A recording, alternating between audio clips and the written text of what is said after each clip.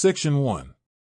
You're sitting on your couch at night, phone in your hand, rereading a message you already sent. It felt right when you typed it, but now your chest is tight and your stomach drops because you shared more than you meant to, and you can't pull it back. A few minutes later, another message buzzes in, and instead of relief, you feel exposed and strangely smaller than before. Here's the uncomfortable question most people never ask. What if the problem in your relationships isn't that you're bad at opening up, but that you don't actually know how to pace intimacy? What if the swing between silence and emotional dumping isn't honesty at all, but a lack of control? A lot of people live stuck between two painful extremes. You hold everything in, tell yourself you're being strong, and quietly build resentment. Or you finally crack, say everything at once, and then spend days replaying it in your head, wishing you'd kept some of it private. In relationships, this shows up as oversharing on a first date, unloading years of frustration in one argument, or sending a long emotional text that feels urgent in the moment and embarrassing later. The cost isn't just awkwardness.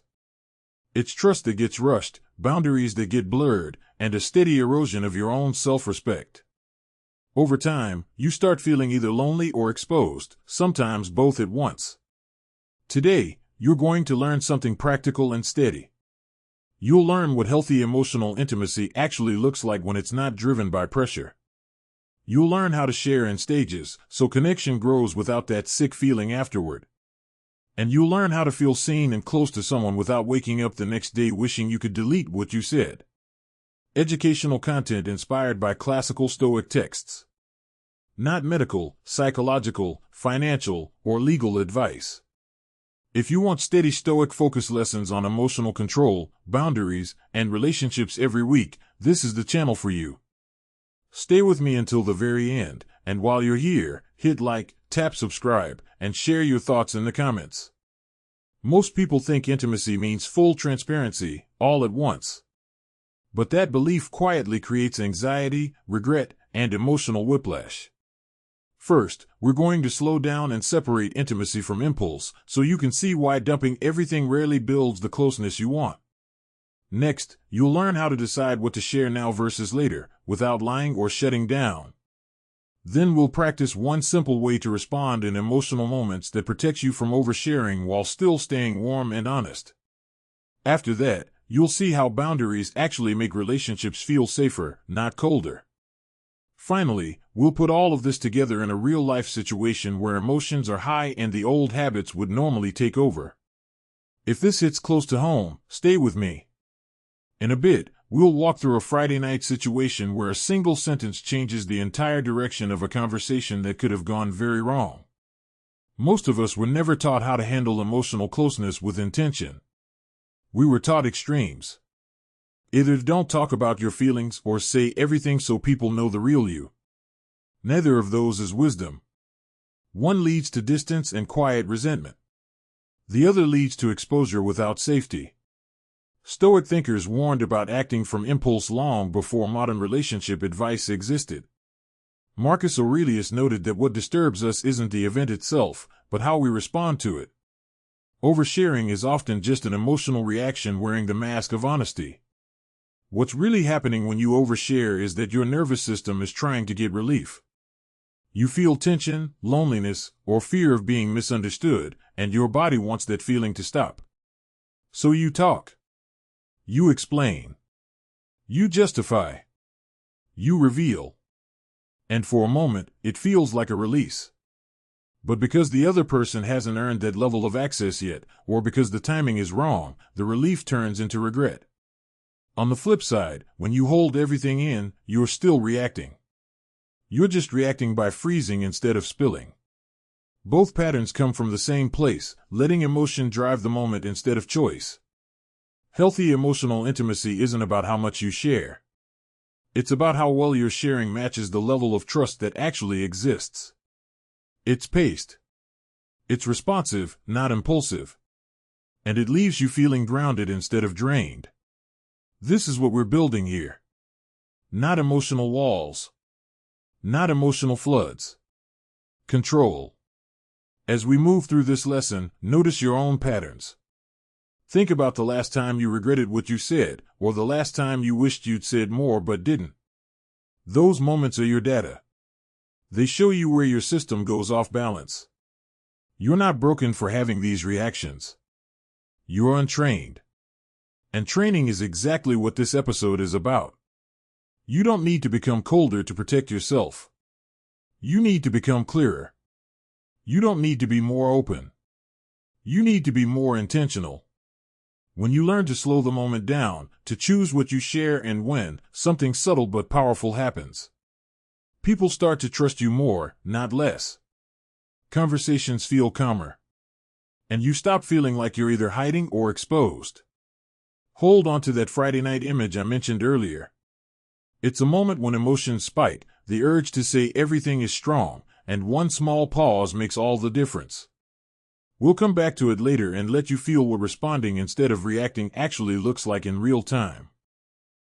Section 2. The first shift you need to make is this: stop treating emotional urgency as a signal to speak immediately. The moment you feel that hot pressure to explain yourself, fix the mood, or prove you're safe to love is usually the worst time to open the floodgates. If you never change this, the pattern keeps costing you. You'll keep handing out intimacy like it's a discount coupon, and then you'll keep paying for it later with regret, overthinking, and that heavy feeling that you exposed too much of yourself to someone who didn't earn it. This works because urgency isn't truth. Urgency is your nervous system trying to get relief. When a message hits a sensitive spot, your body reacts before your mind can sort anything out. Your chest tightens. Your brain starts writing a courtroom closing argument. You feel this weird internal deadline, like if you don't say the perfect thing right now, the relationship will be damaged forever. So you talk fast. You type long. You over-explain. And in the moment, it feels like honesty. But a lot of oversharing isn't honesty, it's anxiety trying to control the outcome. There's also another trap hiding under urgency: you confuse closeness with speed. You think intimacy is something you build by revealing everything quickly, like showing receipts to prove you're real. But healthy intimacy is paced. It's trust in motion, not trust in a sudden dump. When you share too much too soon, you aren't necessarily being brave, you might be skipping the part where the other person shows you they can hold what you share with care. And when you hold everything in, you aren't necessarily being strong, you might be afraid of the vulnerability hangover, so you avoid closeness entirely. Both extremes are reactions. Both are driven by fear. And you can train your way out of that. A calmer, more focused version of you doesn't rush to be understood. That version knows something that's easy to forget: being understood later is better than being exposed now. You don't need to win the moment. You need to protect the relationship and protect yourself at the same time. You can do that without going cold, without playing games, and without turning into a stone wall. You do it by slowing the timing down. Here's the exact sentence, word for word, so you don't have to invent one in the heat of the moment. I want to share this, but I need a little time to think about how to say it. That's it. That's your seatbelt. It doesn't reject the person. It doesn't deny the topic. It doesn't pretend you're fine. It simply claims timing, which is the part you're allowed to control. And when you start controlling timing, you start controlling the level of intimacy you're giving away. Now let's make it real in a North American context, because this always shows up in ordinary places. Imagine it's a Friday night. You're in your kitchen, the overhead light is too bright, and your phone keeps lighting up on the counter. It's someone you've been dating for a few weeks. Earlier, you felt close, and then they sent a message that hit a nerve. So why did your last relationship end? The old you feels the spike immediately. Your mind starts sprinting. If I don't explain this well, they'll think I'm the problem. If I don't share everything, I'll seem closed off. Your thumbs start moving, and you're halfway into a long, detailed story: every mistake you made, every time you got hurt, every lesson you learned, trying to package your life into something that won't get rejected. Then you pause. You notice how your body feels: tight chest, racing thoughts, that urgent need to lock the outcome down. You set the phone down for a second. You come back and type the sentence: I want to share this, but I need a little time to think about how to say it. And something surprising happens. The conversation doesn't collapse. If the person is emotionally healthy, they respect you more, not less. They might say, "Of course, take your time," and now the topic becomes something you can talk about when you're grounded, not when you're flooded. This is why this works. You're not refusing intimacy. You're pacing it. You're teaching your body that connection doesn't require panic. You're also quietly testing the other person's character. Someone who tries to punish you for taking time is showing you they want access more than they want closeness. Someone who can wait is showing you they can hold what you share without grabbing at it. That's a valuable filter. And you don't need to announce it like a test. You just need to practice choosing timing. Let's go one layer deeper, because urgency often comes with a specific fear of being misunderstood. You can feel it in your body like an itch. You think, if I don't explain every detail, they'll get the wrong idea. But the truth is, you can't control being misunderstood by dumping more information. In fact, the more you dump, the more messy it gets. You add extra points, extra emotion, extra history, and now the other person has too much to hold. You create confusion and vulnerability at the same time. Timing is cleaner. Timing is strength. Timing lets you say what you actually mean, in a way you can stand behind tomorrow. Here's another small upgrade to the same idea: not everything needs to be processed out loud in real time. Some things are better processed privately first, so you can share the part that matters without bleeding on the person. That doesn't mean you hide. It means you do the respectful work of shaping your truth before you hand it to someone else. Seneca, in his letters, warns against being yanked around by impulses. You're not trying to eliminate emotion, you're training yourself to stop obeying it. So let's lock in the tiny action for today. Pick one relationship where you tend to overshare, maybe a partner, someone you're dating, a close friend, even a family member, and create a simple rule: no emotionally loaded reply within a 30-minute window. Not forever. Not avoidance. Just a pause. If it's an urgent logistics thing, reply. But if it's emotional, history, fears, conflict, guilt, insecurity, you wait. You can even set a timer. 30 minutes is enough to let your nervous system stop treating the moment like an emergency. And because we're building intimacy without oversharing, you also add one small move that keeps the connection warm while you pause. You send a short bridge message that signals care but protects timing. Your bridge message is the same microscript: I want to share this, but I need a little time to think about how to say it. If you want to soften it by 1 degree, you can add, "I'm not ignoring you." But keep it short. The point is not to keep talking. The point is to slow the train down before it jumps the track. Now let's do a slow practice moment together, because you need your body to trust this, not just your mind. Right now, unclench your jaw if it's tight. Drop your shoulders a little. Take 3 slow breaths with me: in, hold, and out. Again, in, hold, and out. One more time: in, hold, and out. Now say the sentence once, out loud if you can: I want to share this, but I need a little time to think about how to say it. Say it again, slower, like you're teaching your body that it's safe to wait. Notice what happens. The urgency might still be there, but it loosens. It stops feeling like a command and starts feeling like a feeling. That's the difference. Here's what you should expect when you start doing this. At first, your brain will protest. It will say, if I wait, they'll leave. If I wait, I'll miss the moment. If I wait, they'll think I don't care. That's just fear talking. The goal isn't to never share. The goal is to share from choice, not from panic. Because when you share from choice, you don't wake up the next day wishing you could take it back. You don't reread your own message with that sinking stomach. You don't feel like you handed someone a weapon and hoped they wouldn't use it. Hold on to this one sentence. You're going to use it again later when emotions are higher and the stakes feel sharper, especially in that Friday night situation we teased earlier, because it's not just a communication tool. It's a self-respect tool. It's how you stay open without being exposed. Section 3. The next shift builds directly on what you just practiced. Stop confusing honesty with completeness. You don't owe anyone the full story just because you're telling the truth.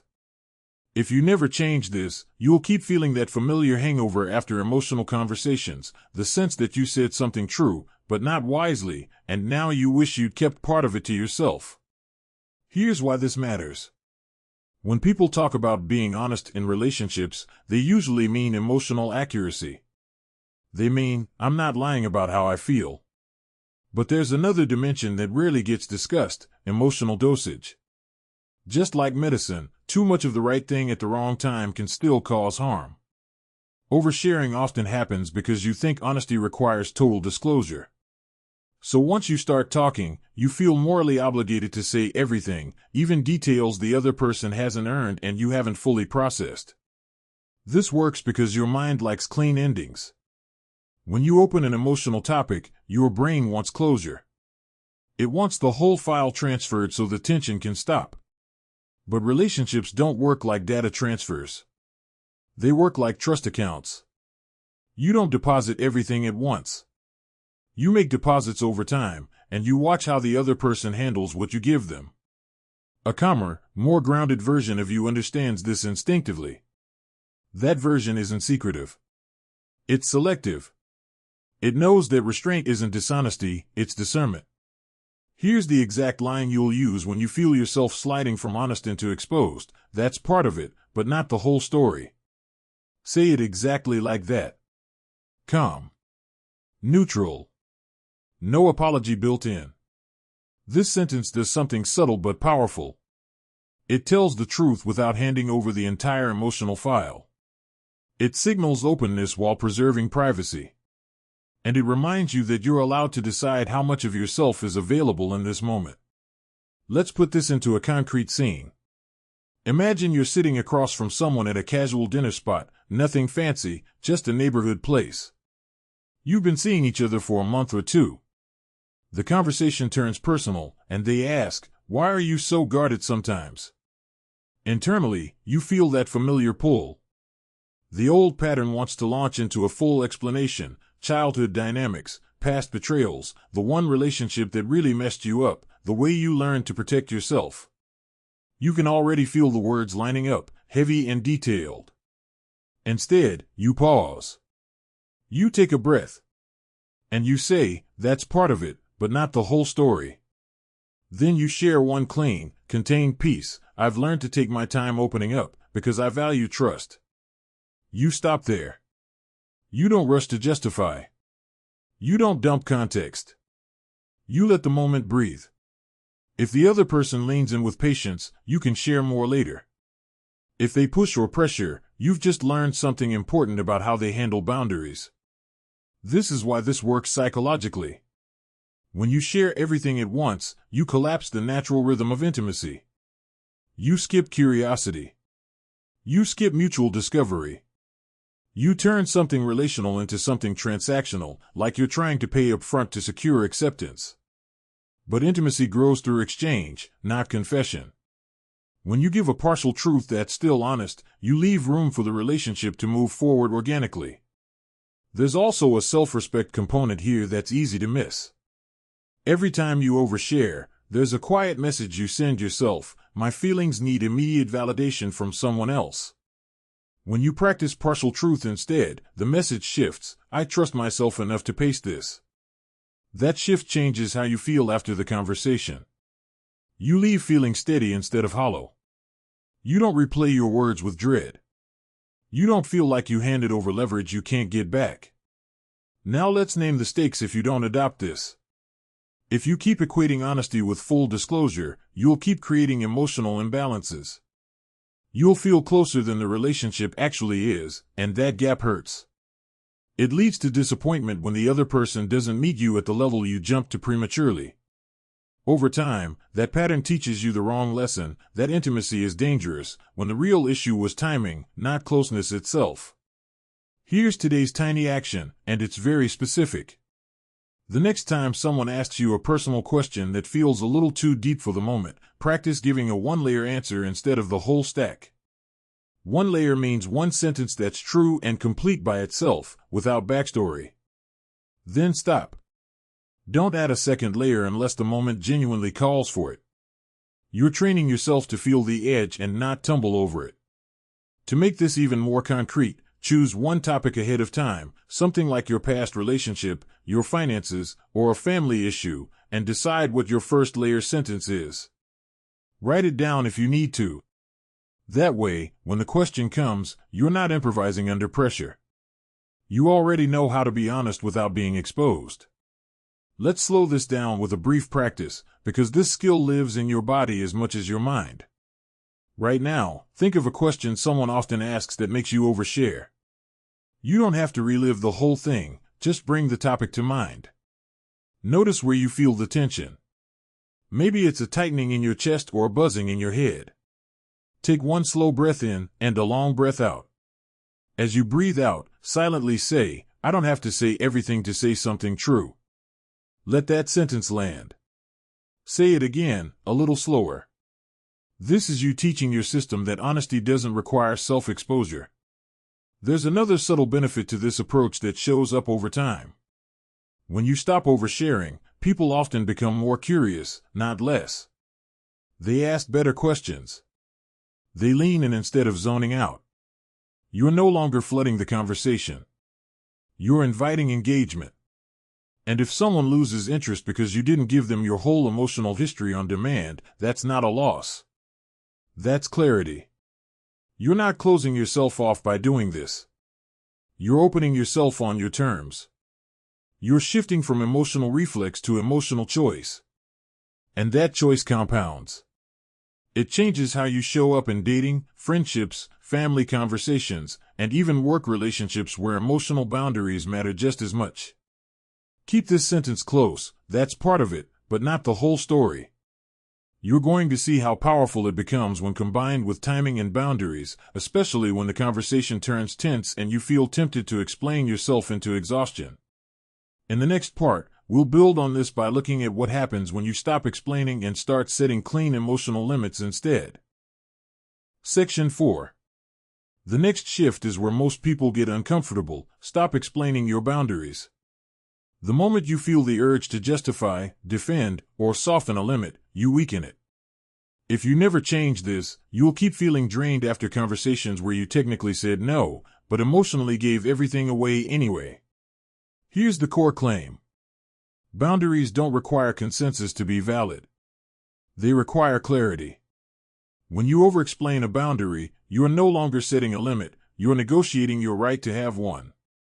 That's how you end up saying things like, "I'm sorry, I just have a lot going on, and I don't mean to be difficult, but," and suddenly your no turns into a long emotional apology tour. The cost is subtle but real. You teach people that access to you is up for debate, and you teach yourself that your comfort needs permission. This works because explanation is often driven by fear, not kindness. You're afraid the other person will be upset. You're afraid of being seen as cold, selfish, or dramatic. So you add context. You pile on reasons. You try to manage their emotions for them. But here's the truth most people miss. You cannot control how someone feels about your boundary. You can only control whether you respect yourself while stating it. A calmer, more grounded version of you accepts that disappointment is sometimes part of healthy relationships. Here's the exact microscript to use when setting a boundary, without justification: "That doesn't work for me." That's the whole sentence. No apology built in. No explanation attached. Calm tone. Neutral delivery. At first, this sentence feels almost rude because you're used to cushioning everything. But it's not rude. It's clean. And clean boundaries are easier for other people to understand than emotional essays disguised as politeness. Let's ground this in a familiar North American scenario. Imagine it's a workday afternoon, and you're already stretched thin. A coworker slacks you and asks if you can jump on a last-minute call or take on an extra task before end of day. The old pattern kicks in. You feel pressure to be helpful. You start explaining your calendar, your stress, your other responsibilities, hoping they'll decide for you that it's okay to say no. Sometimes they do. Sometimes they push anyway. This time, you pause. You read the message. You feel the tension rise. And you reply with one sentence, "That doesn't work for me today." You stop typing. You don't justify. You don't over-apologize. And here's the surprising part, most of the time, the conversation moves on. You didn't create drama. You just removed confusion. The same thing applies in personal relationships, where the stakes feel higher. A friend wants to vent for hours when you're already emotionally spent. A family member pushes for information you're not ready to share. A partner wants immediate reassurance when you need space to think. In all of these moments, the urge to explain is really the urge to avoid discomfort. But discomfort isn't danger. It's just a signal that you're doing something new. Why does this work so well? Because explanations invite debate. When you explain, you open the door for the other person to problem solve around your boundary. They might say, "What if we do it later?" Or "It won't take long," or "You handled it last time." Suddenly, your boundary turns into a discussion about exceptions. When you state a limit cleanly, there's nothing to negotiate. You're not asking for understanding. You're stating reality. There's also an internal shift that happens when you stop explaining. You stop treating your needs as inconveniences. You stop acting like you owe everyone access to your time, energy, or emotional space. Over time, this changes how you feel in relationships. You're less resentful. You're less exhausted. And you're less likely to explode later because you've been quietly overgiving. Let's name the stakes clearly. If you keep over-explaining boundaries, you'll keep leaking intimacy in the wrong places. You'll feel like you're constantly on, constantly managing other people's reactions, constantly editing yourself to stay likable. That erodes trust, not because you're setting limits, but because you're not standing firmly behind them. People sense that wobble. And you feel it too. Here's today's tiny action, and it's deliberately uncomfortable. Pick one low-stakes boundary you can set in the next 24 hours without explanation. It might be declining a call, leaving an event early, or saying no to a request that doesn't actually fit your capacity. Use one clean sentence. No backstory. No justification. Just a boundary. Then stop talking. To help your body handle this, we need a slow practice moment, because your system has been trained to equate explanation with safety. Right now, imagine a recent moment where you over-explained a no. Notice how your body reacted afterward, maybe tension, maybe regret, maybe fatigue. Now imagine the same moment, but you say one sentence and stop. Take a slow breath in and a longer breath out. As you breathe out, silently repeat, "I'm allowed to set limits without defending them." Let that sentence settle. Say it again, slower. You're teaching your nervous system that firmness isn't abandonment. Here's something important to remember as you practice this: setting a boundary doesn't mean you don't care. It means you care enough to be honest about your limits. People who are emotionally safe will adjust. People who rely on you having no boundaries will resist. That resistance isn't proof you're wrong. It's information. You might notice a reflex to soften the sentence by adding "just" or "right now" or "I'm sorry." Pay attention to that reflex. You don't need to eliminate politeness, but you do need to notice when politeness turns into self-erasure. There's a difference between kindness and self-abandonment. This practice helps you feel that difference in real time. Over time, something counterintuitive happens. When you stop explaining, people often trust you more. Your words carry weight. Your yes means something because it isn't automatic. Your no feels final because it isn't padded with uncertainty. And you feel calmer because you're no longer performing emotional labor just to protect someone else from discomfort. Keep this tool close. You'll use it alongside timing and partial truth, especially when emotions are high and the temptation to justify yourself feels strong. In the next part, we'll look at what happens when you combine boundaries with emotional warmth, so limits don't turn into walls and closeness doesn't turn into collapse. Section 5. The next shift is subtle, but it changes everything. Learn how to keep emotional warmth without filling the silence with explanations. Most people think warmth comes from talking more. In reality, warmth comes from tone, presence, and restraint.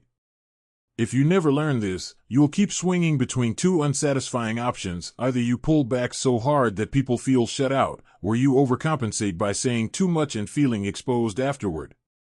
Here's the core claim. You don't have to add emotional content to prove emotional care. When you add extra words just to signal kindness, you often undo the boundary or pacing you just set. The stakes are real. If you don't change this, every attempt at healthy restraint will feel cold to you, and you'll abandon it before it has a chance to work. You'll go back to oversharing, not because it's right, but because it feels safer than silence. This works because most of us misread silence as rejection. When you don't immediately fill the space, your nervous system panics and tells you the other person feels abandoned. So you rush to reassure, explain, or soften. But silence, when paired with steady presence, is not abandonment. It's containment. A calmer, more emotionally skilled version of you understands that connection doesn't require constant verbal proof. It requires consistency and clarity. Here's the exact microscript to use when you want to stay warm without opening the floodgates. I care about you, and I'm taking a little space so I can show up better. Say it once. Say it calmly. Then stop. This sentence does two important things at the same time. It communicates care, and it protects your emotional bandwidth. It reassures without inviting negotiation. And it gives you space without making the other person guess what's happening. Let's put this into a familiar situation.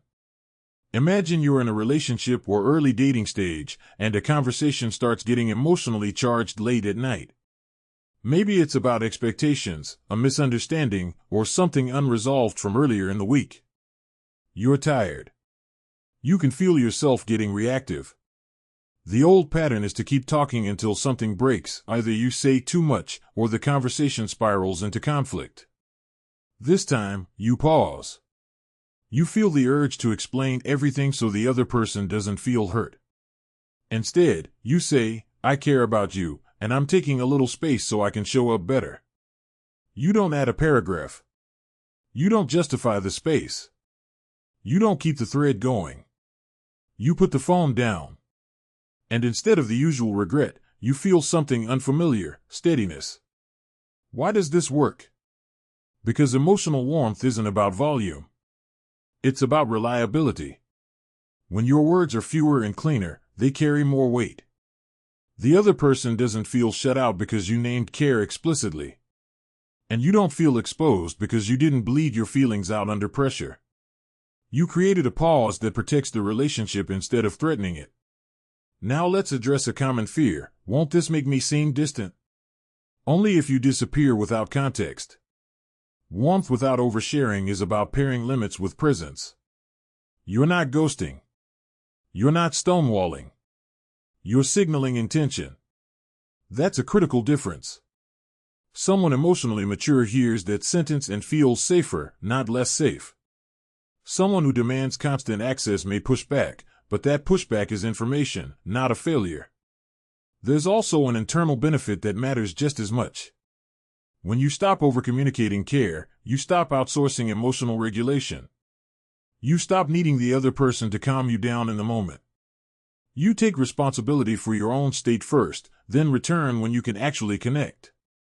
That's how intimacy becomes sustainable instead of draining. Let's name the stakes if you don't practice this. If you keep equating warmth with constant engagement, you'll burn out emotionally. You'll feel like relationships are work instead of nourishment.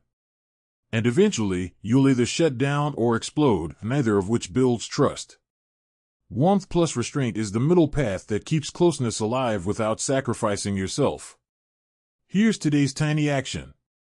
Pick one interaction in the next 48 hours where you normally would keep explaining or reassuring.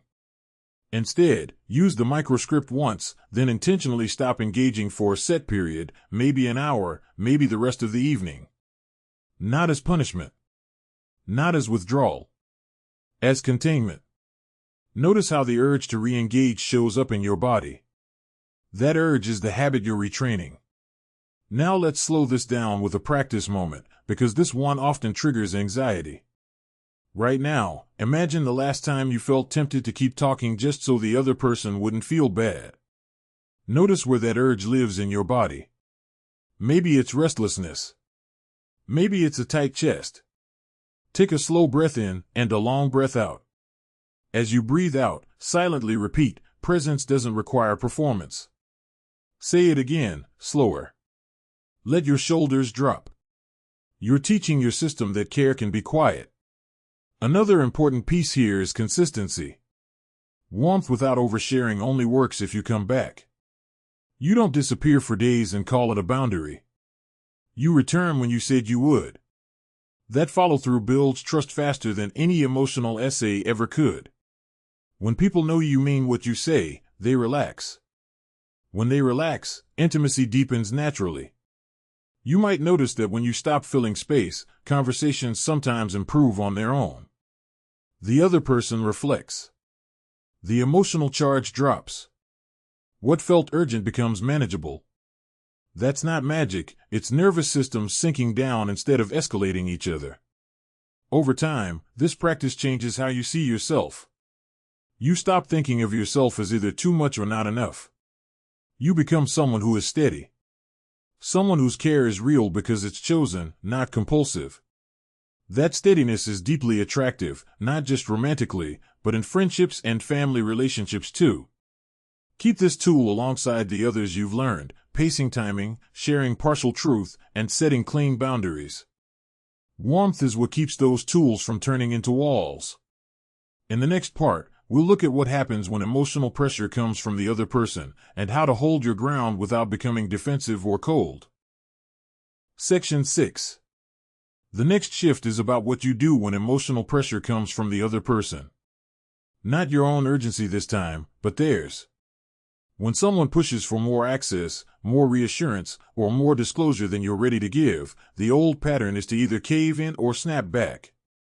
If you never change this, you'll keep feeling trapped between guilt and resentment, giving more than you want and then quietly blaming the other person for it. Here's the core claim. You don't have to match someone else's emotional intensity to be caring. Pressure is not a requirement. And if you treat it like one, you'll keep sacrificing your pace to keep the peace. The stakes are high here.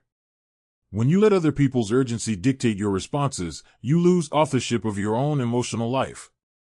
Over time, that leads to burnout, withdrawal, or sudden blow-ups that seem to come out of nowhere. This works because pressure activates an old survival reflex. When someone is upset, anxious, or demanding closeness, your body often reads it as danger. You feel responsible for calming them down.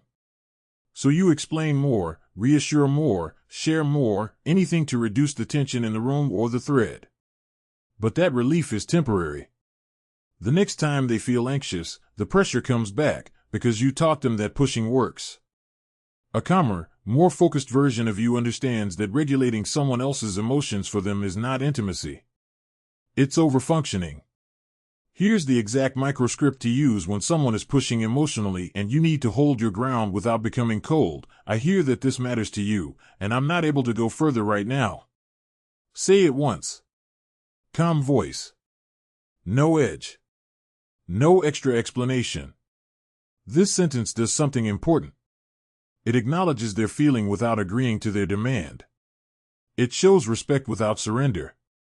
And it keeps you in integrity with your own limits. Let's make this real with a common North American scenario.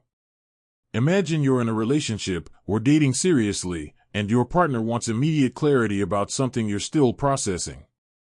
Maybe it's about commitment, future plans, or an argument that hasn't settled yet. They keep asking questions. They want answers now.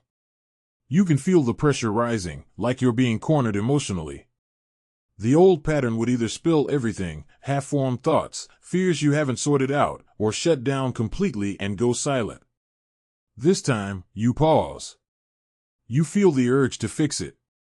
And you say, I hear that this matters to you, and I'm not able to go further right now. You don't argue. You don't defend. You don't disappear. You simply hold the line. The conversation may feel tense for a moment. But the tension is honest. And honest tension is healthier than false peace. Why does this work psychologically? Because emotional pressure thrives on ambiguity. When you waffle, over-explain, or keep half-engaging, the other person keeps pushing. They're looking for certainty. When you respond with clarity, even if it's not the answer they want, the pushing often stops.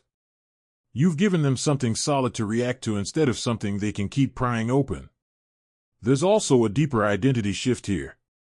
When you stop collapsing under pressure, you stop seeing yourself as responsible for other people's emotional comfort. That doesn't make you uncaring. It makes you grounded. You're still empathetic, you acknowledge their feeling, but you're no longer managing their reaction. That's the difference between compassion and self-abandonment. Now let's name the stakes if you don't learn this. If you keep giving in to pressure, you'll train people to rely on you for regulation instead of learning to tolerate discomfort themselves. You'll feel increasingly boxed in. And one day, you'll react sharply, not because the situation was extreme, but because you've been overriding yourself for too long. That reaction often becomes the thing everyone focuses on, even though the real issue was months of unspoken resentment. Here's today's tiny action. Identify one relationship where you feel subtle emotional pressure, not overt manipulation, just a pattern of needing reassurance, explanations, or immediate responses. Decide ahead of time which topics you will not go deeper into on demand. You don't need to announce this as a rule. You just need to know it internally. When the pressure shows up, use the microscript once, then stop elaborating. The goal is not to convince. The goal is to be clear. Because this can feel activating, let's add a slow practice moment right now. Bring to mind a recent moment when someone pushed you emotionally and you felt yourself folding. Notice where that pressure lives in your body. Maybe it's a tight throat or a buzzing in your chest. Take a slow breath in through your nose and a longer breath out through your mouth. As you breathe out, silently repeat, "I can acknowledge without agreeing." Say it again, slower. Let your shoulders drop.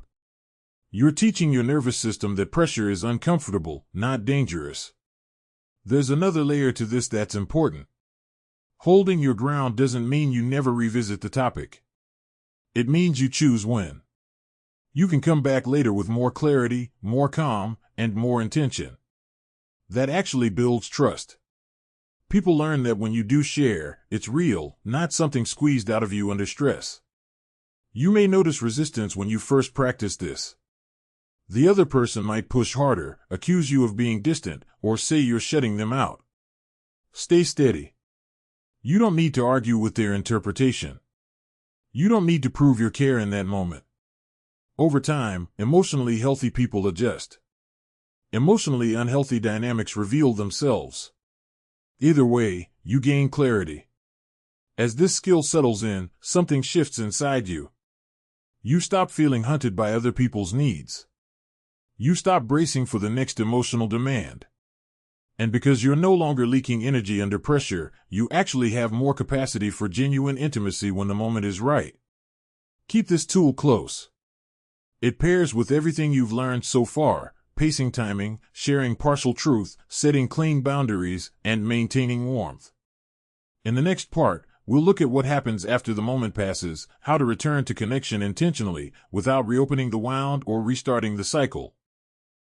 Section 7. The next shift happens after the tension passes, and it's where most people quietly sabotage themselves. They either pretend nothing happened or reopen everything all at once. If you never learn this part, you'll keep cycling between emotional distance and emotional floods, even if you handled the hard moment well. Repair isn't about reliving the pressure. It's about returning to connection with intention. Here's the core claim. You don't rebuild intimacy by rehashing the entire emotional moment. You rebuild it by choosing a clean re-entry. The stakes matter here. Without intentional return, pauses turn into avoidance, and boundaries turn into walls. Over time, people stop trusting the pause because they don't know if you're coming back, or what version of you will show up when you do. This works because your nervous system remembers emotional spikes. After tension, both people are often slightly guarded, even if things look calm on the surface. If you jump back in with heavy processing, you reactivate the stress.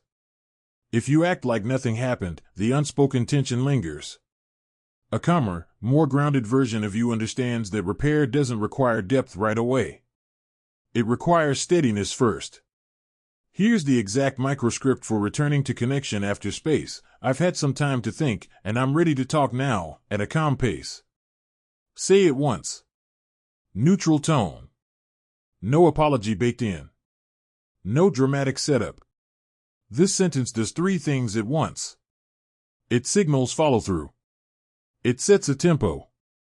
And it reassures the other person that the pause wasn't a shutdown, it was preparation.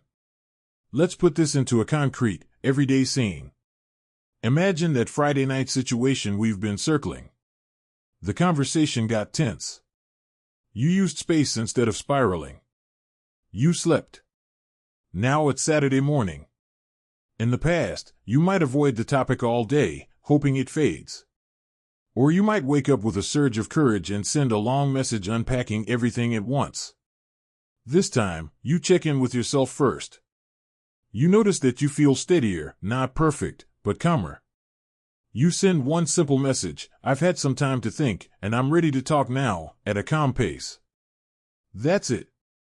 No essay. No relitigation. When you do talk, you share one or two clear points, not the whole emotional archive. The conversation feels grounded instead of explosive. You're not starting over. You're continuing, but with control. Why does this work psychologically? Because repair is about predictability. When people know that space leads back to connection, they stop panicking during the pause. When they know that return doesn't mean emotional overwhelm, they stop bracing. Over time, this builds a quiet sense of safety that no amount of oversharing ever could. There's also an important self-respect element here. When you return intentionally, you reinforce the idea that your boundaries aren't avoidance, they're part of how you relate. You stop feeling guilty for taking space because you know what comes next. That internal confidence changes how you speak, how you listen, and how you hold your ground if the conversation starts speeding up again. Let's be honest about the stakes if you don't practice this. If you keep either avoiding or reopening everything, people won't know how to read you.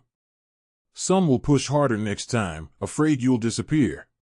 Others will emotionally check out, assuming tension never really gets resolved. Neither outcome creates intimacy. Both come from a lack of clear re-entry. Here's today's tiny action, and it's practical. Think of one recent interaction where you took space, or wish you had. Decide what a clean return would sound like. One sentence. Not a speech. Write it down if needed. The goal isn't to send it immediately. The goal is to train your mind to think in terms of re-entry instead of avoidance or flooding. To support this, let's do a slow practice moment.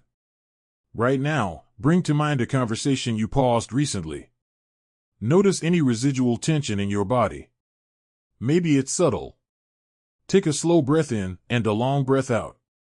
As you breathe out, silently repeat, I can return without reopening everything. Say it again, slower. Let that settle. You're teaching your nervous system that repair can be simple.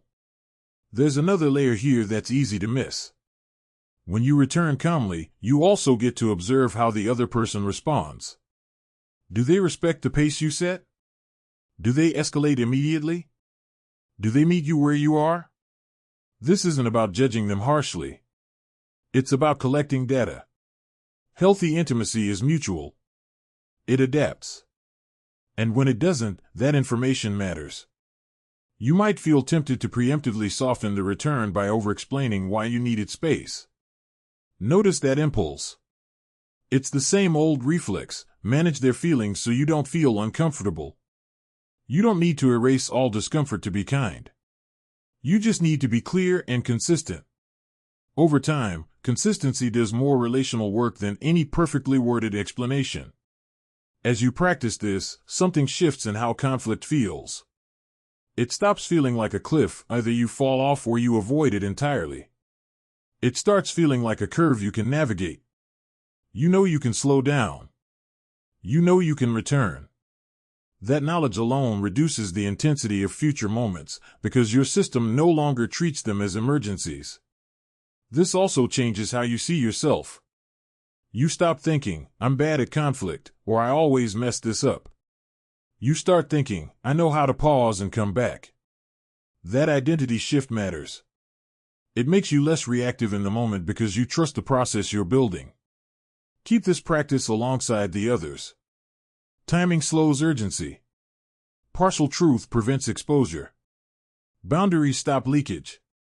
Warmth keeps connection alive. Holding under pressure preserves integrity. And now, intentional return completes the cycle.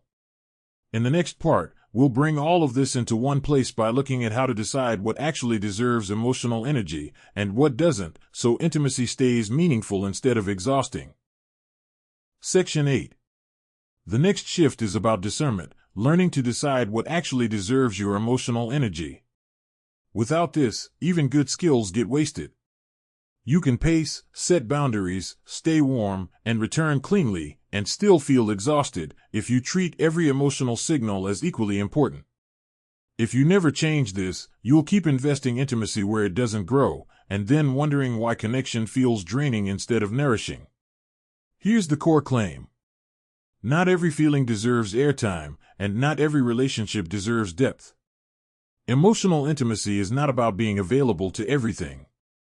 It's about choosing where depth belongs. The stakes are quiet but serious. When you give equal emotional weight to everything, you dilute intimacy. You end up tired, resentful, and confused about why closeness feels like work. This works because attention amplifies emotion. Whatever you repeatedly engage, explain, reassure, or process out loud becomes bigger in your life. Your nervous system learns what matters based on where you spend energy. A calmer, more focused version of you understands that intimacy is shaped less by what you feel and more by what you respond to.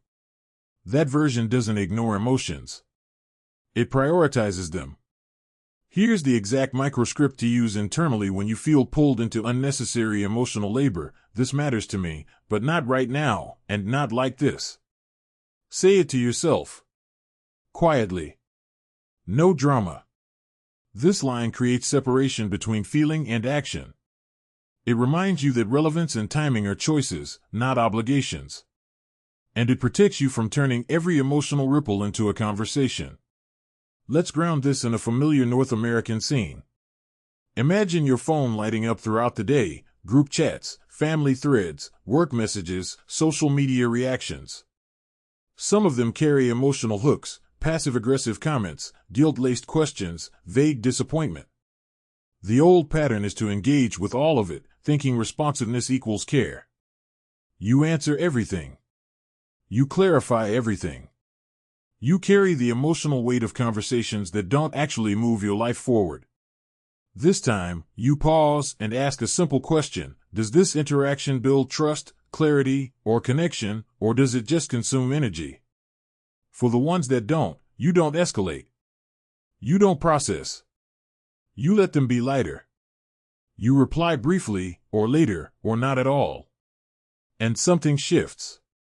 Your emotional bandwidth opens up for the conversations that actually matter. Why does this work psychologically?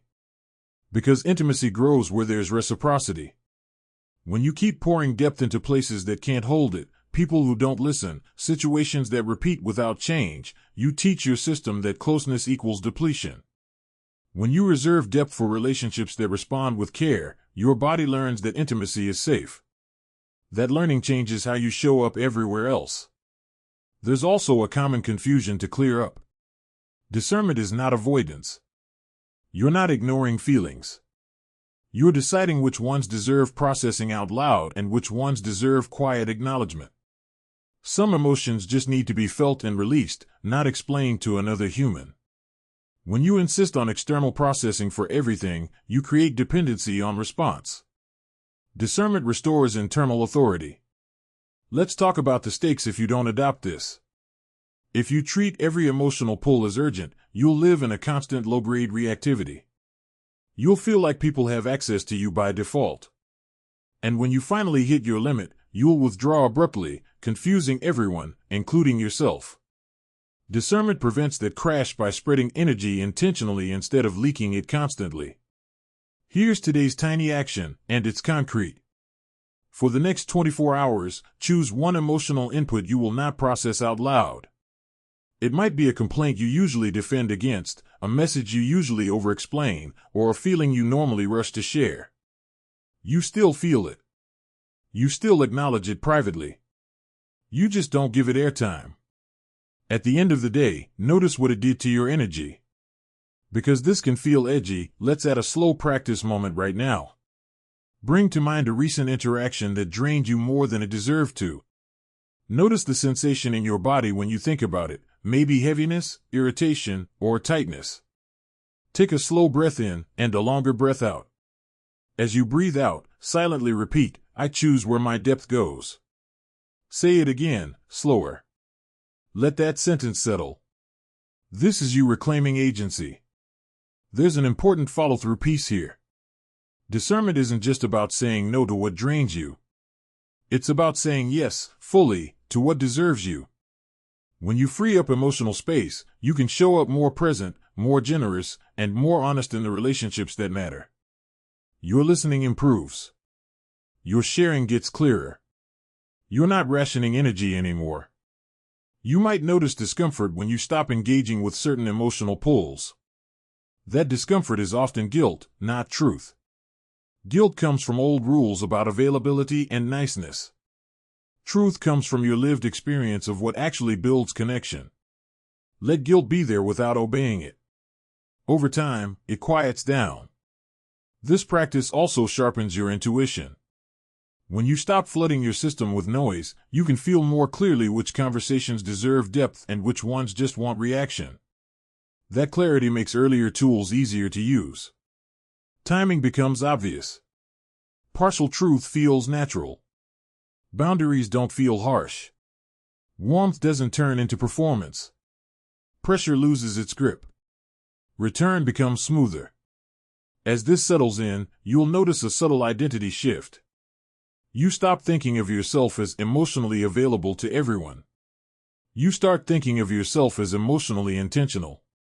That's not less loving. It's more precise.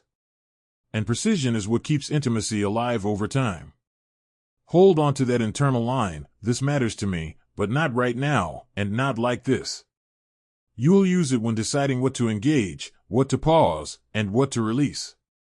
In the next part, we'll bring several of these tools together in a single, real-life moment, so you can feel how discernment, pacing, boundaries, and warmth actually work under pressure, not just in theory.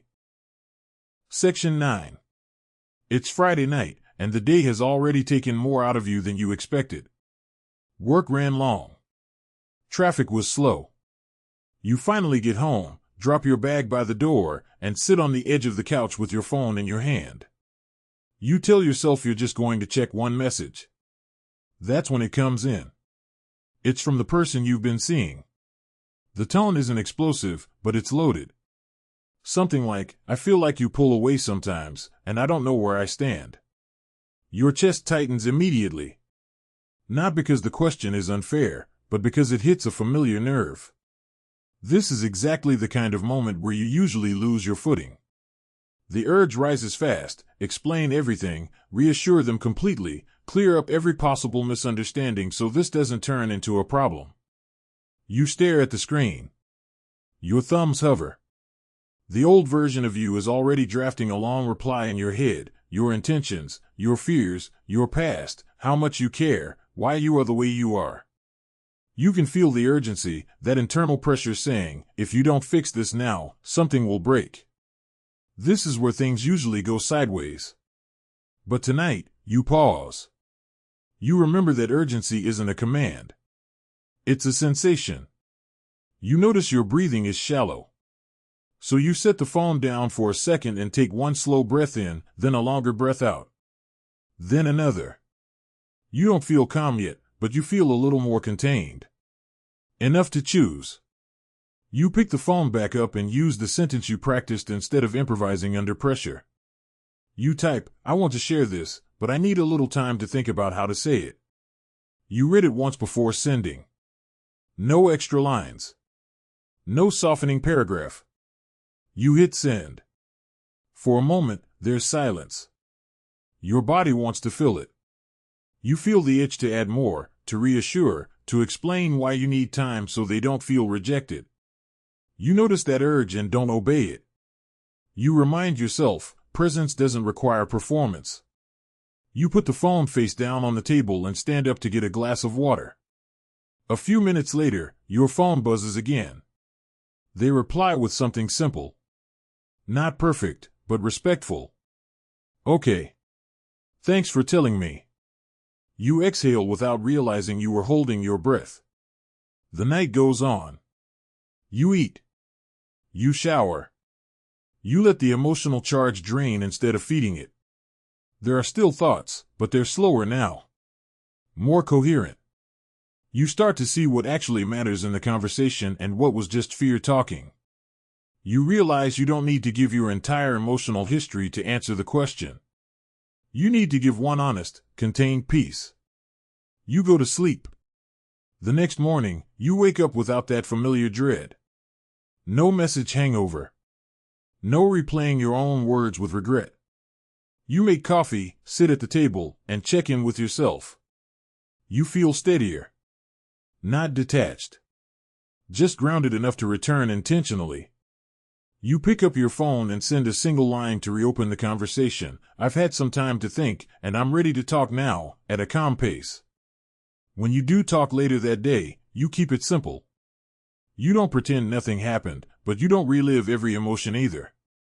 You say something like, sometimes I take space because I want to respond thoughtfully, not because I'm pulling away. You stop there. You don't stack explanations. You don't apologize for having a pace. You let the sentence land.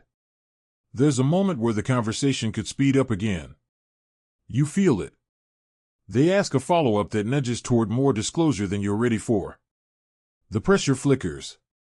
This time, instead of caving or snapping, you hold your ground with warmth.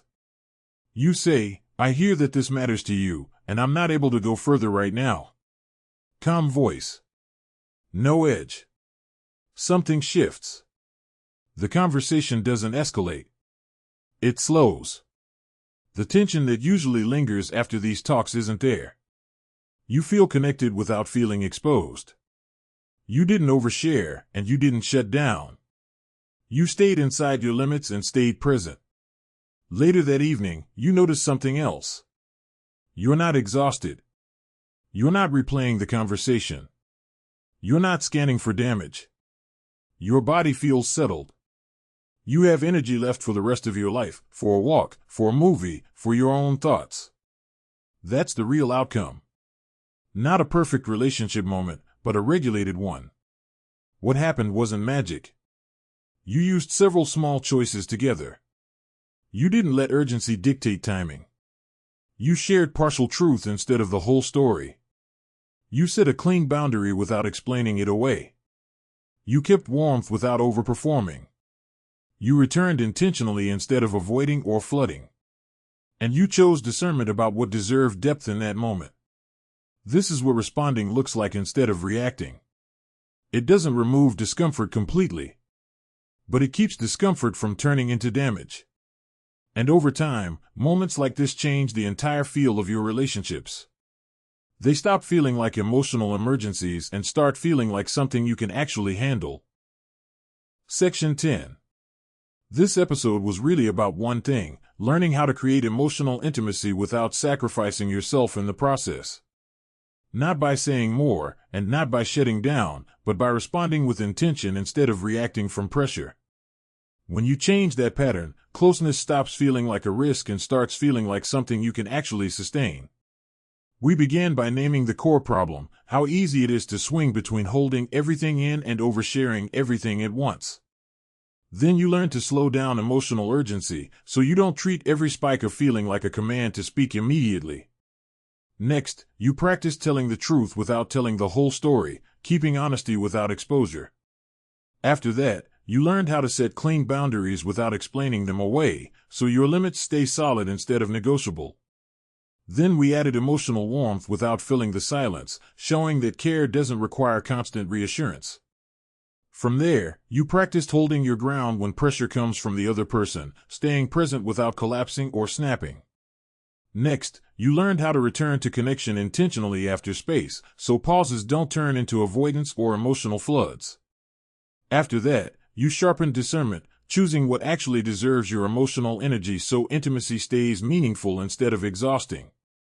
Finally, you saw all of these tools working together in a real Friday night situation, where responding instead of reacting changed the entire outcome. Here are 3 do-today steps to lock this in. First, before replying to any emotionally loaded message today, use the timing pause. Give yourself at least 30 minutes, and if needed, send the sentence, "I want to share this, but I need a little time to think about how to say it." One pause is enough to retrain the pattern. Second, practice one clean boundary without explanation. Just once. One sentence. Something like, "That doesn't work for me," or "I'm not able to go further right now." Say it calmly and stop talking. Let yourself feel the discomfort without undoing the boundary. Third, choose one emotional input today that you will not process out loud. Feel it privately, acknowledge it, but don't give it airtime. Notice what that does to your energy by the end of the day. If this lesson resonated, the next one you'll want to watch is about handling conflict without escalation, how to stay steady when conversations turn sharp, so disagreements don't turn into damage. If you want a whole library of Stoic Focus lessons on emotional control, boundaries, and relationships, this is what we build here every week. If you feel messages like this need to reach more people, hit like, tap subscribe, and share your thoughts in the comments.